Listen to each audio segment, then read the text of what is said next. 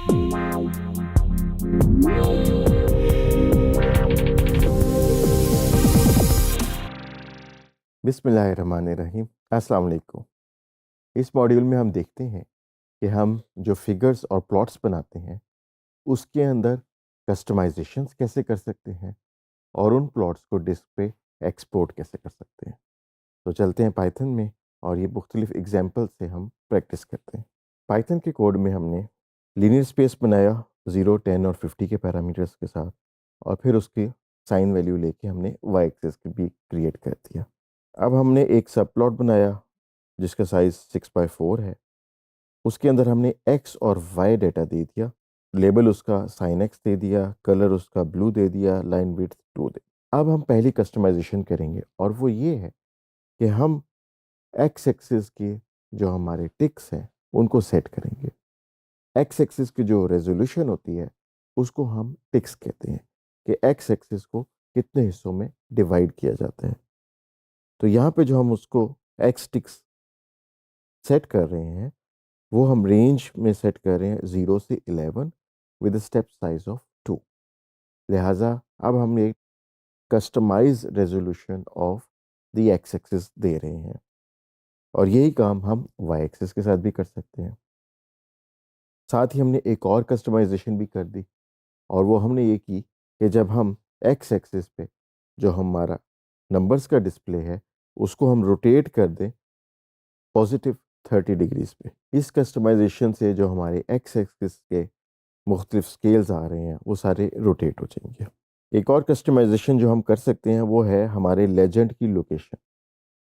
तो ax.legend function से हम अपनी लोकेशन स्पेसिफाई कर सकते हैं लेजेंड की, और यहाँ पे हम लेजेंड को अपर लेफ्ट कॉर्नर की बजाय अपर राइट कॉर्नर पे डिस्प्ले करना चाह रहे हैं।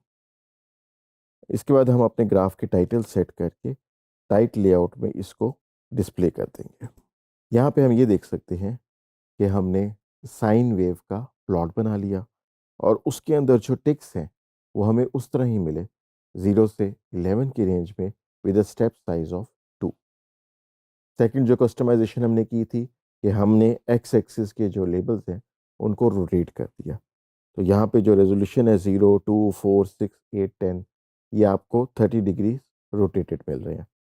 और तीसरी कस्टमाइजेशन जो हमने की थी कि हमने लेजेंड को टॉप राइट कॉर्नर पर डाल दिया था, वो कस्टमाइजेशन भी आपको नज़र आ रही है। फाइनल जो हमने एक काम किया था, हमने इस फिगर को सेव भी कर दिया था साइन प्लॉट डॉट png के नाम से। अब डिस्क के अंदर इस नाम की एक इमेज फाइल भी बन चुकी होगी।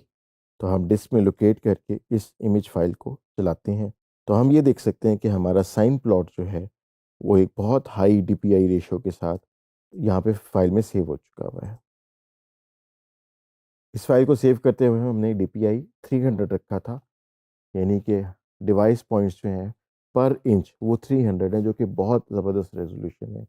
इसकी वजह से हमारा इमेज बड़ा बनता है और प्रिंट करते हुए हमें हायर रेजोल्यूशन की प्रिंटिंग अवेलेबल हो जाती है। नेक्स्ट कोड के सेल में हम अपना पुराना डेटा सेट 5000 रोज़ वाला लोड करते हैं। इसके अंदर भी हम सब प्लॉट के ज़रिए से अपना एक प्लॉट बनाते हैं। वहाँ पे हम पेमेंट मेथड के ऊपर बार ग्राफ बनाएंगे। पेमेंट मेथड की वैल्यूज़ को हमने काउंट कर लिया और उसके बाद बार ग्राफ के अंदर हम उसकी इंडेक्स और वैल्यूज़ को यूज़ करेंगे अपना बार ग्राफ क्रिएट करने के लिए।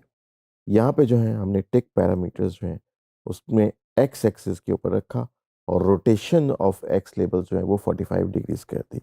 इन कोड सेल्स को हम रन करते हैं तो हमारे सामने एक बड़ा क्लीन सा बार ग्राफ बन गया, जिसके अंदर हमारे 3 पेमेंट मेथड्स हैं, कार्ड, कैश ऑन डिलीवरी और वॉलेट।